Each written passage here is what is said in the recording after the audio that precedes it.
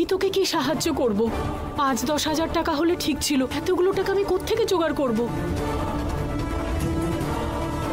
তোকেই কিছু করতে হবে দাদা। আমার পক্ষে এতগুলো টাকা জোগাড় করা সম্ভব নয়।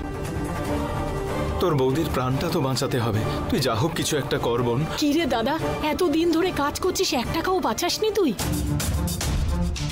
সব খেয়ে দিয়ে শেষ করে ফেলেছিস, এখন এসে আমাকে বলছিস বউকে বাঁচা। আমি এখন কি করতে পারি বল? আমি কি লাখ লাখ টাকা রোজগার করি এখানে? আমার বড় ঠিক তোর মতন, যা টাকা পায় সব টাকা নেশায় উড়িয়ে দেয়। আমার বর যদি ঠিক থাকতো, আমাকে কি এইভাবে এখানে কাজ করতে হতো?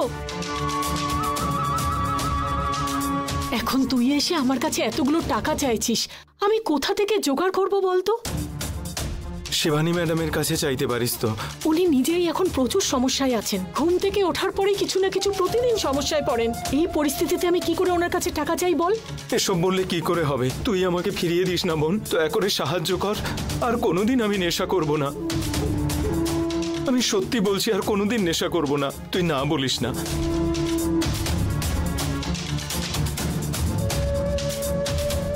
আরে দাদা, তুই কেন এইভাবে আমার সঙ্গে কথা বলছিস? তুই আমাকে কেন ধর্ম সংকটের মধ্যে ফেলছিস? আরে দাদা, তুই কেন এইভাবে আমার সঙ্গে কথা বলছিস? তুই আমাকে কেন ধর্ম সংকটের মধ্যে ফেলছিস?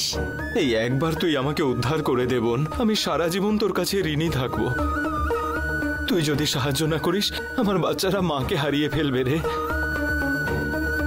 তোকে আমি গ্যারান্টি দিয়ে বলতে পারছি না দাদা, আমি তোর জন্য সব রকম ভাবে চেষ্টা করে দেখছি রে। তোর ভরসায় যাচ্ছি বোন, কখন কল করব তোকে? টাকা জোগাড় করতে পারলে আমি তোকে নিজে থেকেই ফোন করব দাদা।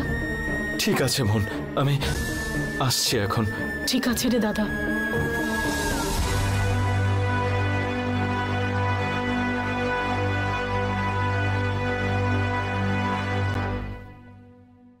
রূপা,